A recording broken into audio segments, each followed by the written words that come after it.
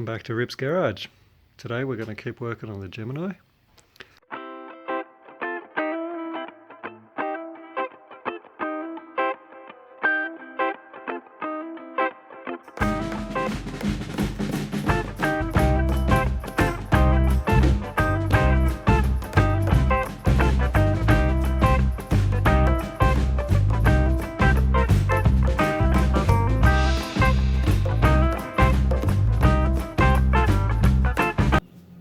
As you can see, we've got a pretty good hole there where the cold air comes up, so we can use that to pass the wiring through as long as there's enough clearance between the airbox, and if not, we'll just pop a hole here and put one of those glands in. But I'm pretty impressed with the rust side of things. It's all pretty solid there, quite good. Now here what I'm doing is I'm just undoing the rest of this OEM loom. So that's the headlights. This goes to the regulator and the rest of it goes to the alternator. So I guess I will have to pull that earth back out. Pop the bolt in.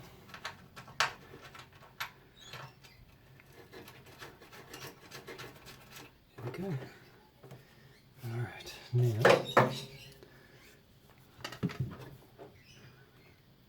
cut that cable tie.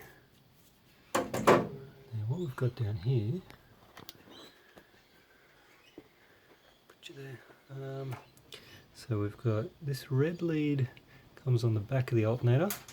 There's another lead here that comes out of the alternator, and there's a plug underneath it with 3 wires.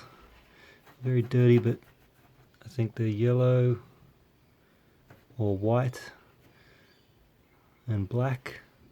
And then there's this thick one with a thin one. That's white with a blue stripe. And that looks yellow or white. And they all come off this one terminal here. So it looks like everything plugs into that terminal, except for that little, the 3 wires, and they've got their own fastener. So that shouldn't be too hard to put back. And any other thing we got coming off here is this cable, which goes right under the car there, and actually goes across the cross member. So we'll sort that out later, but for now I'll pull these off the alternator.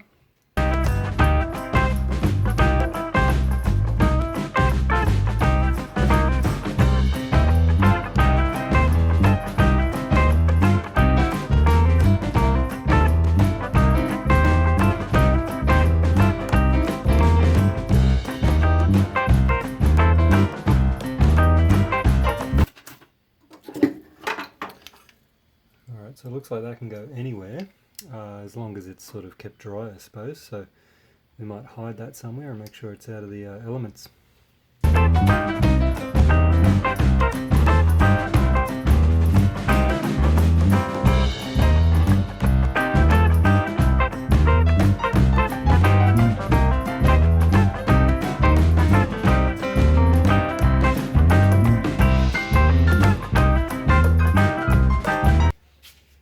So that's the 12 volt distribution block, and we've just got to sort out this wire that goes underneath to the other side. I'm assuming that wire would go to the starter motor. That's my assumption. Can't understand why any other heavy gauge wire like that would need to cross the engine. So when we rewire this, depending on where we put the MSD box, we might end up putting this on the other side. I'll have to have a think about that.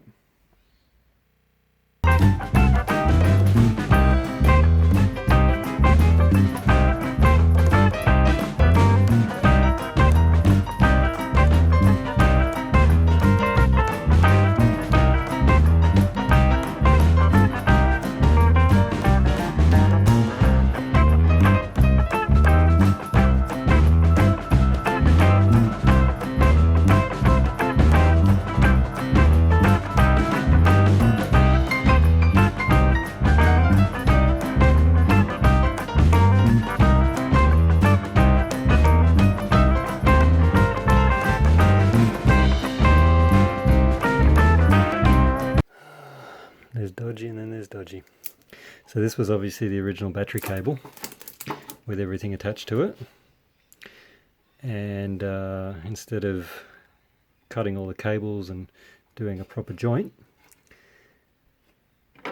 they just got some sort of box, insulated,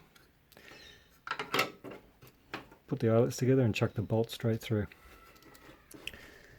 My goodness.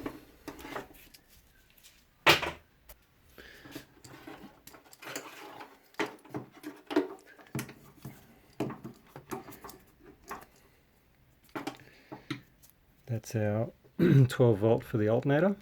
So depending on where we bring the power in from, we can either keep it or extend it and link it to wherever we need to. That's the starter motor cable. This has to go onto the rectifier, I believe, but I'll check. It might be redundant. No, it's not redundant. There's the other end of it there. Okay, so we'll need to extend that if we move the cables. But we can sort that out later.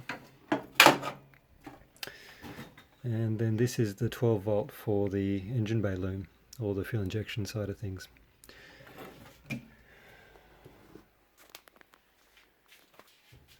So that we can pull back into the car, and we might bring it back on this side, or we might bring it on that side. We'll figure it out. All this stuff is loose. That goes there. We've got the headlight wiring over here, and once we unbolt that MSD, all of this wiring will be able to be moved, but that's contingent on us finding a better spot for the MSD, because right now that looks pretty good. The only better place I'd like to put it is actually inside the cab behind the firewall. I don't know what the rules are about that, or if there are any rules about it.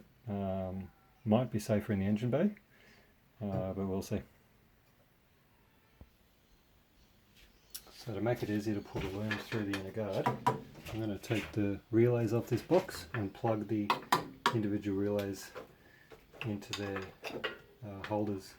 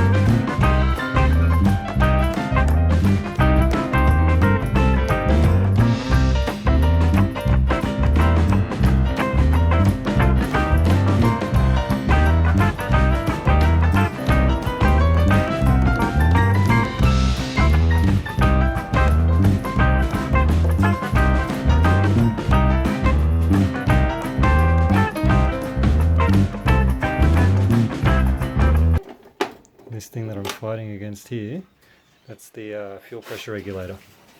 So it takes a vacuum signal from the manifold.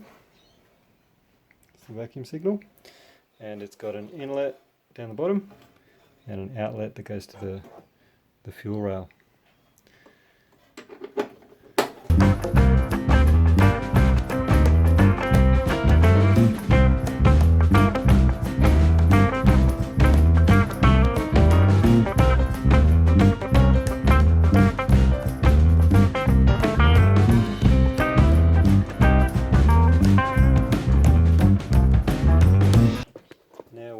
Truly have this side completely bare all the way back to here.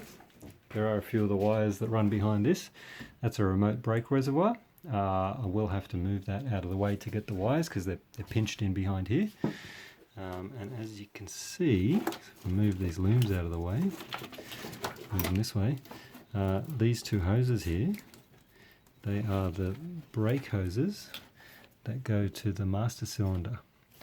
And on this model, this is a TC Gemini, it's actually got a TX brake booster, because if you use a TX brake booster, that's the early ones from 1975 to 77 I believe, you can use a 1-inch master cylinder off, I believe, a Toyota Land Cruiser.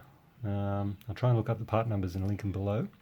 But this one's obviously very old. You can see all the corrosion on it. But what that allows you to do is put bigger brakes on and use a remote brake booster. Remote reservoir if you need to. Tucked up out of the way. Just to give you an idea of the brakes on this thing. The fronts are 330mm rotors with twin piston calipers.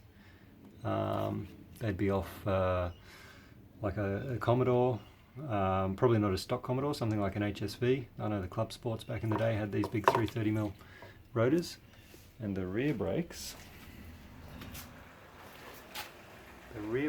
are stock Commodore discs, single piston calipers. I think everything from VB onwards, at least till VS. Now I've got to try and move all these wires from behind the remote brake reservoir. So we've got a little bolt sticking out here.